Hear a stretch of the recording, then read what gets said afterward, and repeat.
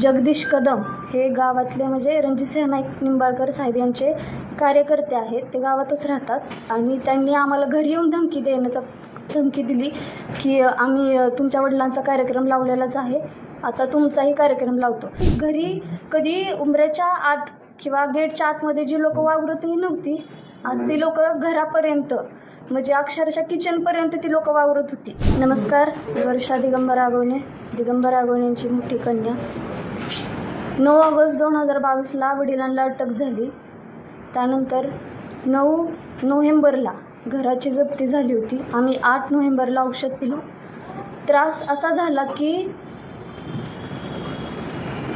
जगदीश कदम हे गावातले म्हणजे रणजितसिंह नाईक निंबाळकर साहेब यांचे कार्यकर्ते आहेत. ते गावातच राहतात आणि त्यांनी आम्हाला घरी येऊन धमकी दिली की आम्ही तुमच्या वडिलांचा कार्यक्रम लावलेलाच आहे, आता तुमचाही कार्यक्रम लावतो. कारण घरी कधी उंबऱ्याच्या आत किंवा गेटच्या आतमध्ये जी लोक वावरतही नव्हती, आज ती लोक घरापर्यंत म्हणजे अक्षरशः किचनपर्यंत ती लोक वावरत होती आणि आम्हाला खूप भीती वाटत होती.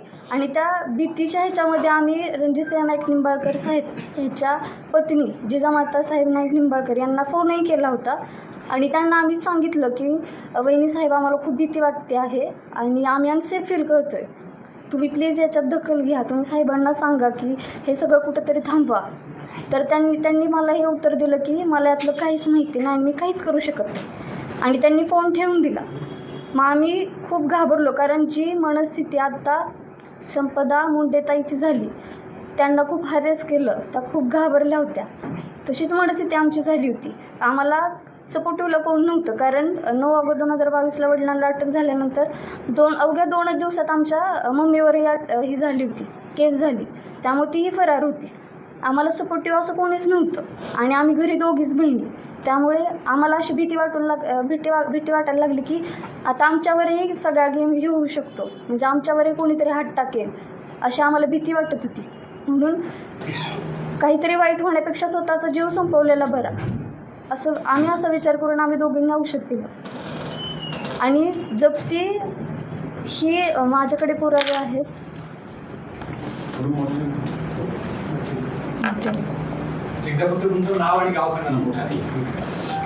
माझं नाव वर्षा दिगंबर आगवणे, मी फलटणची. आगवणे हे सेंट्रल बँक ऑफ इंडिया